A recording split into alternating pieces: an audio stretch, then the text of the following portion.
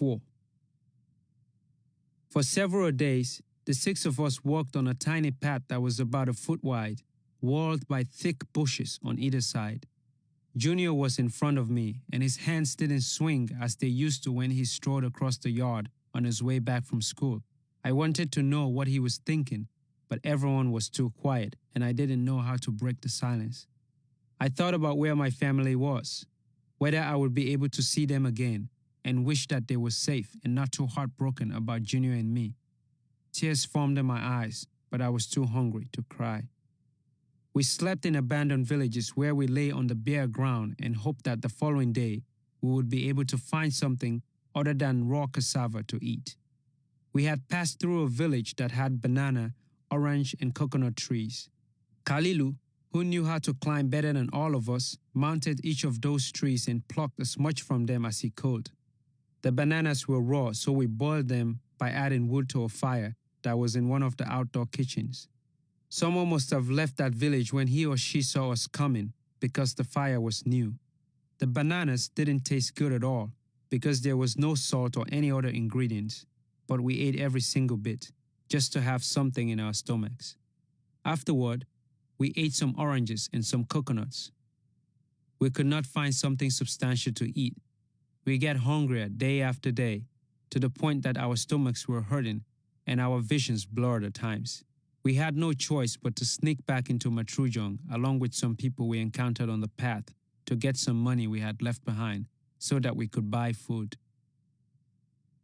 On our way through the quiet and almost barren town, which now seemed unfamiliar, we saw rotten pots of food that had been left behind. Bodies, furniture, clothes, and all kinds of property were scattered all over. On one veranda, we saw an old man sitting in a chair as if asleep. There was a bullet hole in his forehead, and underneath the stoop lay the bodies of 2 men whose genitals, limbs, and hands had been chopped off by a machete that was on the ground next to their piled body parts. I vomited and immediately felt feverish, but we had to continue on.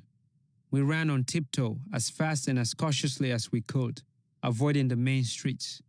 We stood against walls of houses and inspected the tiny gravel roads between houses before crossing to another house.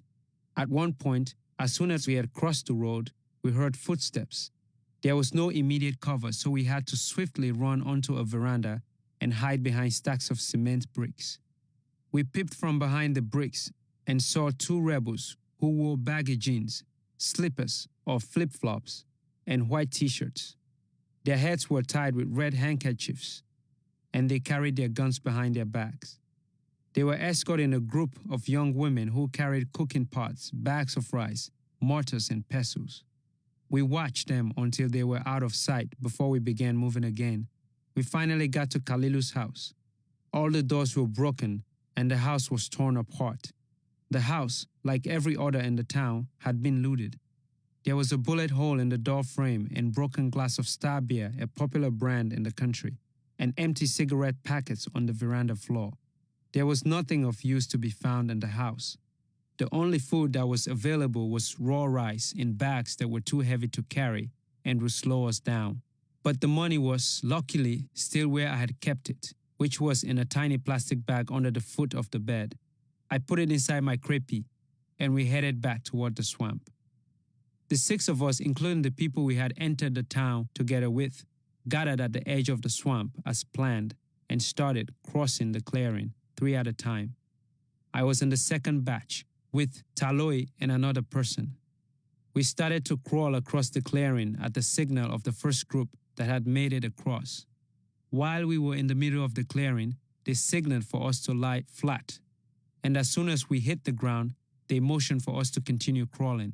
There were dead bodies everywhere and flies were feasting on the congealed blood on them. After we made it to the other side, we saw that there were rebels on guard in a little tower at the wharf that overlooked the clearing. The next batch was Junior and 2 others. As they were crossing, something fell out of someone's pocket onto an aluminum pan in the clearing. The sound was loud enough to get the attention of the rebels on guard, and they pointed their guns towards where the sound had come from. My heart throbbed with pain as I watched my brother lying on the ground, pretending to be one of the dead bodies. Several shots were heard in town, and that distracted the rebels and made them turn the other way. Junior and the two others made it. His face was dusty and there were residues of mud in between his teeth. He breathed heavily, clenching his fist. One boy among the last batch to cross the clearing was too slow because he carried a big bag of things he had gathered from his house. As a result, the rebels who were on guard in the little tower saw him and opened fire. Some of the rebels underneath the tower started running and shooting toward us. We whispered to the boy, "Drop the bag and hurry, the rebels are coming, come on." But the boy didn't listen. It fell from his shoulder after he had crossed the clearing, and as we ran away, I saw him pulling on the bag, which was stuck between tree stumps. We ran as fast as we could until we lost the rebels. It was sunset, and we walked quietly toward the big red sun and the still sky that awaited darkness. The boy who caused the rebels to spot us didn't make it to the first crowded village we reached. That night, we were temporarily happy that we had some money, and we were hoping to buy some cooked rice with cassava or potato leaves for dinner. We high-fived each other as we approached the village market, and our stomachs growled as the smell of palm oil wafted from cooking huts. But when we got back to the cooked food stalls, we were disappointed to find that those who had been selling cassava leaves, okra soup, and potato leaves, all cooked with dried fish and rich palm oil served with rice, had ceased to do so. Some of them were saving their food in case things got worse, and others simply didn't want to sell anymore for unexplained reasons. After all the trouble and risk we undertook to get the money, it became useless. We would have been less hungry if we had stayed at the village instead of walking the miles to Matrujong and back. I wanted to blame someone for this particular predicament, but there was no one to be blamed. We had made a logical decision, and it had come to this. It was a typical aspect of being in the war. Things changed rapidly in a matter of seconds, and no one had any control over anything. We had yet to learn these things and implement survivor tactics, which was what it came down to.